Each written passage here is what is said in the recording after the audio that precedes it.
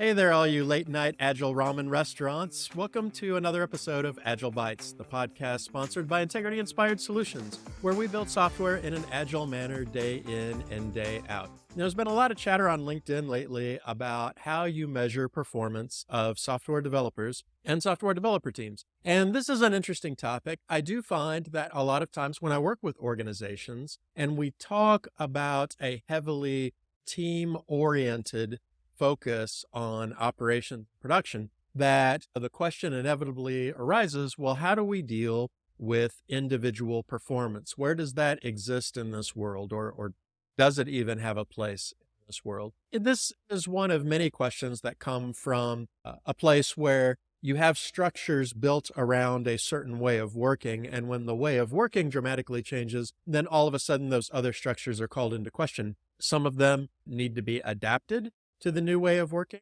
Some of them carry over just fine, but some of them need to be gotten rid of altogether. So where does this concept of performance measurement come in to agile thinking? So we're going to talk about performance at the organization level, at the team level, and at the individual level. But before we jump into those specifics, I want to set kind of an overarching presupposition, an overarching worldview statement that I think is best summed up by Deming's observation that variability you experience in a system's performance, 95% of it comes from the system itself. Only 5% comes from the people who are actually involved. So another way to talk about it might be if you're seeing things in your performance that you don't like, 95% of that is not coming from the individual people that you've got, but rather the system that they have to work under. And when we talk about the system, whenever we talk about systems even,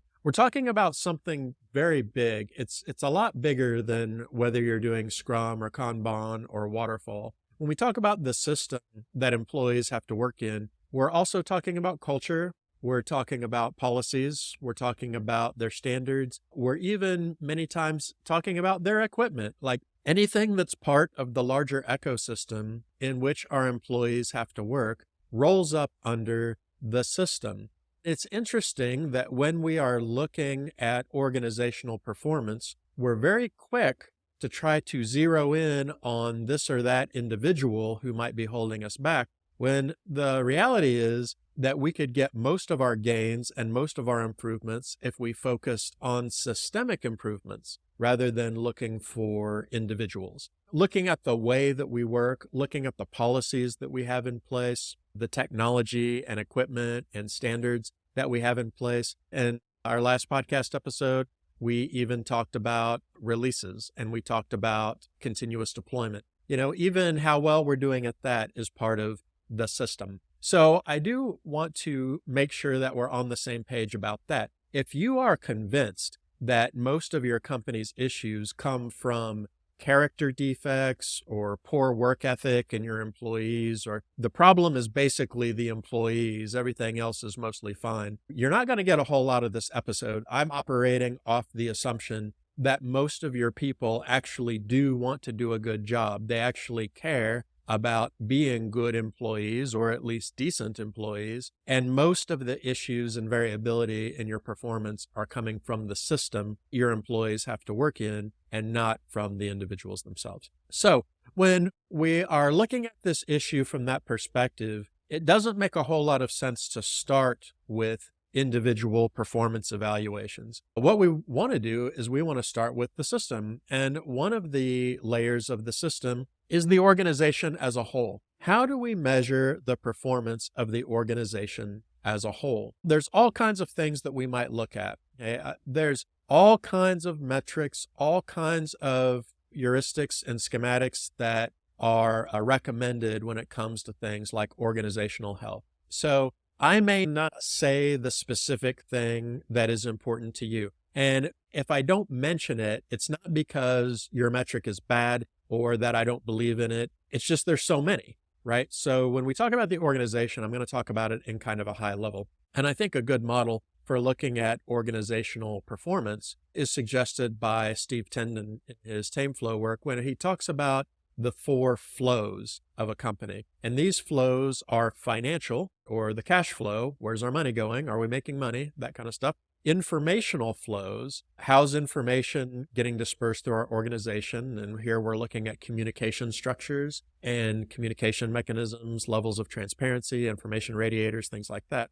Operational flows, and here we're looking at like the efficiency of the workflows themselves, how we go about getting work from a request to a deliverable. How's that system going? Is it working as efficiently as it could be? Are things flowing through it as well as it could be? And then a flow that often gets overlooked is the psychological flow. Is the organization feeling good? Do we have good morale? Is there joy, or as much joy as can be had in the workplace? Is that flowing, or is mental health good? Do we have good spirits, generally speaking, going through the organization? Now, how we track those things, there's all kinds of indicators, right? I mean, to even talk about what it means for an organization to be flowing financially, we'll be talking about competing theories of accounting and things like that. So in a 20-minute podcast, I'm not going to be able to tell you all the useful metrics, but I do think those are the 4 areas you want to be looking at. And if you are neglecting any of those areas in terms of your measurements or in terms of your strategic goals,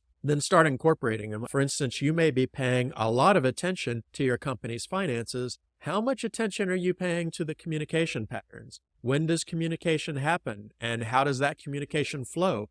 Do you have bottlenecks? Does communication only happen at certain set times designated for communication to happen? Is it ad hoc? Is your team distributed? And if so, what's that done to your communication? Is it mostly synchronous? Is it mostly asynchronous? These are things that you need to know because you need communication and information flow to be healthy. Delays that come from incorrect or withheld information seriously impact the rest of your system. Are you thinking about psychological flows? You may have an eagle eye for how many projects did we complete this year, but do you have as good of an insight as to how safe your employees feel in voicing their concerns or how good morale is? You can't just order pizza on Monday and think you got morale covered, right? The psychology of your employees, the spirit that they bring to their work, the joy or lack thereof that they experience also has an impact of your system. So that's the organizational level. The level that I do most of my work in and what most of these podcasts are about, because most of the audience is also working at this level, is more of the team level. And when we're talking about the team level, keep in mind some of the Agile assumptions about work. When we're talking about an Agile environment, the team is really the fundamental unit of production. It's not the individual. It's not your individual coder. It's the team. The team is the unit that takes work in. The team is the unit that delivers work. The team ensures quality. The team is responsible for outputs. And so it makes sense that most of our focus is at the team level. But there's a flip side to this, because whatever metrics we are using to measure the team, and I cannot stress this enough, those are primarily measurements of the team's system. They are not primarily measurements of individual performance. And this is very key. When I start meeting with teams and having retrospectives with them, a lot of times I bring metrics into it. And inevitably, the mindset goes to this metric is telling me if I'm performing as a team, right? How is our team any good? Oh, our cycle time tends to be 15 days. Oh, but that team's cycle time over there is 12 days. Maybe we're not as good, right? They start looking at these numbers as indicators of the team's performance. But really, a more accurate way to look at it is these metrics are indicators of the system's performance as it manifests in a team. So when we want to improve a team's metrics, we aren't primarily looking for the individual who's the weak link. Who's the individual who's adding that extra day to our cycle time? That's just ridiculous. But when our cycle time is 15 days, what we are acknowledging is that our system is producing a cycle time of 15 days. And if that cycle time is unacceptable for whatever reason, then we want to turn our eyes to the system, and we want the team itself to be our primary visionaries in that enterprise, right? The team themselves who work under the system are the best people to talk about how the system impacts them. And I would offer that if you have some kind of retrospective or something like that, that this kind of thing needs to be front and center. And the retrospective orientation needs to be a lot less about individuals and more about the team and how the system is affecting them, the work system is affecting them. And then what about that system do we have the power to change? Because as we change that system, then our metrics will reflect that. It's really very minimally about personal performance on the team. So what are these metrics that we look at? Well, I like metrics like throughput, work item aging, the amount of work in progress, cycle time, the amount of time we spend on rework. That's a very important metric. It's a quality measure. Some people also really like DORA metrics, and some of them I like, some of them I'm not as big of a fan of, but I do like the fact that the metrics are centered around delivery in DORA metrics. I think that's great. I think that's terrific. More teams should get on board with that. But again, no matter what we're looking at, whether we're looking at throughput or whether we're looking at the DORA metrics, how often do we release? How often do we have to recover from issues? How long does it take us to recover? Those are all great things, but keep in mind, these are all metrics about the performance of your system as it manifests itself at the team level. They are not metrics that tell you how that team as a group of individuals is performing. It's not about them and their capabilities primarily, only 5%. Right? It's 95% about the way that team is working, or in some cases, the way that team has been forced or constrained to work. And so when we're looking at metrics at the team level, that's the lens that we need to view them. And that's the lens the team needs to have when it views them too. I can't tell a team, your cycle time is this, and they think, oh, we're not fast enough. It's not about you being fast enough. It's about the system. The system needs to give us the capability to deliver faster if that's our goal, if that's the best improvement we could be making right now. So take a good, long, hard look at your team metrics. This is the center of my metrical world. When I'm helping an organization optimize, are these team level metrics. But again, it's about what the metrics are telling me about the system. It's not what the metrics are telling me about the individuals involved. Okay, so if you've been on board with me this whole time, then the more mathematically inclined of you will probably recognize that 5% is not 0%, right? And so there is a personal component to this, right? There is an individual component. It doesn't have the weight that we often put on it, but it exists.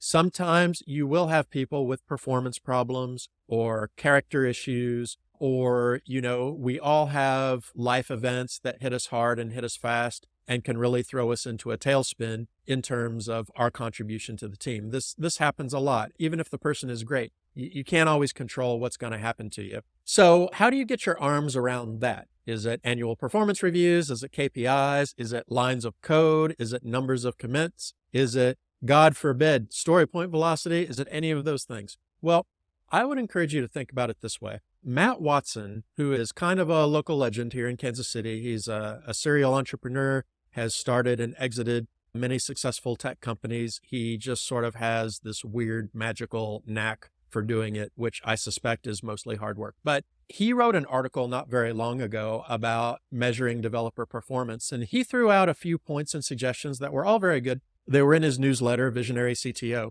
But the underlying theme of all the observations he made, now keep in mind, Matt works very closely with developers and developer teams, and they make or break him. He has a vested interest in this. But one thing that I kept seeing over and over was this idea of you have to know your team. You have to know what's going on with the team. You have to be intimately involved in that team's regular experience. I think this is genius. And you may be thinking, well, of course, that makes a lot of sense. But does it? I mean, in your system, is that the way your system is set up?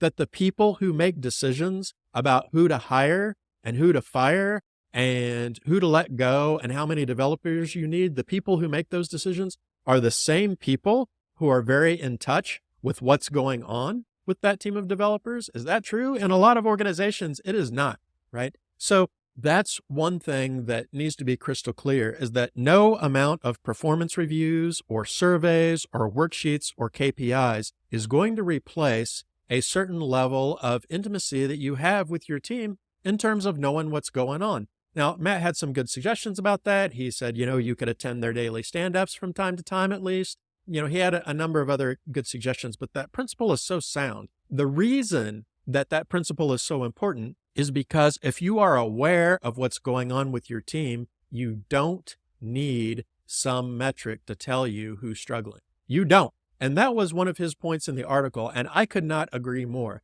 If you are familiar with what's going on with the team, if you're familiar with a team and you're not just looking at a report, you're not just looking at a spreadsheet that has numbers on it, you know who's struggling. And depending on your connection to the team, you may even know why. And if you don't, I guarantee everybody on the team knows who's struggling. You can pull any developer out of your team and they will most likely be able to tell you who the superstars are, who the people are who are struggling, and who the people are who kind of run in the middle of the pack.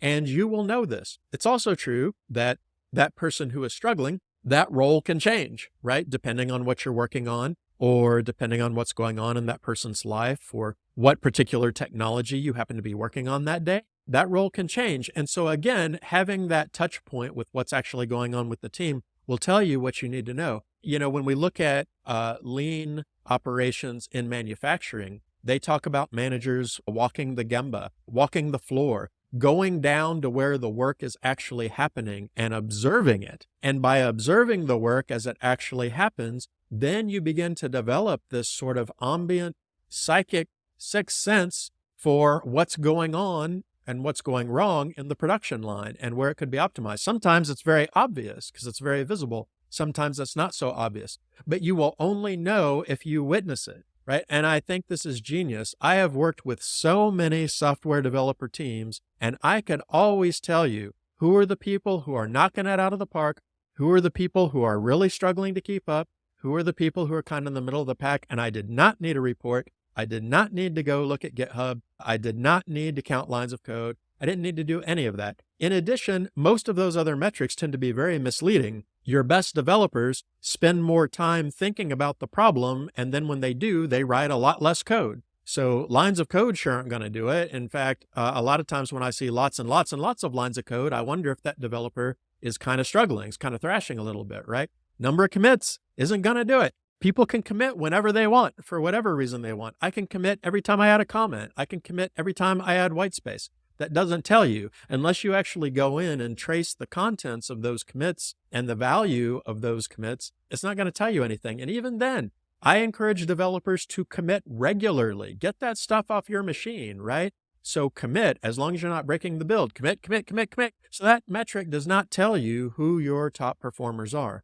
But I would say that even though you're hanging out with the team, and even though you're getting a sense of who's struggling and who isn't, what do you want to do with that information, right? Why do you need that intelligence about individuals? Why is that important? Answer that question, because it may be that the answer to that question is it isn't important at all. Like if the team is delivering valuable, high quality software at the pace that you need or at the pace that you're happy with, do you really care that this programmer coded a little bit more than that programmer did? Does it matter at all? You need to think about things primarily with the team being your fundamental unit of production. But yes, on occasion, you will have someone on the team who's just not gonna get it, right? Or they're just wired a certain way that makes them very difficult to work with, or they're just holding the team back and it just doesn't seem like that situation is resolving itself. And I would say that even in those situations, your first step is remediation, not elimination. Another thing Deming was very big on is that companies have obligations to their employees. It's important because when you enter into this contract and you have an employee, you are keeping their family fed, right? You are keeping a roof over their heads. I'm not saying it's the company's responsibility to take care of you. In fact, I don't think you want that. But what I am saying is we've entered into a relationship with profound implications for each other's lives. So if I see somebody on the team who's struggling, I don't want to jump straight to firing them. What I want to do is try to pursue a path where this could work out. Is there a kind of work where this person does a really good job?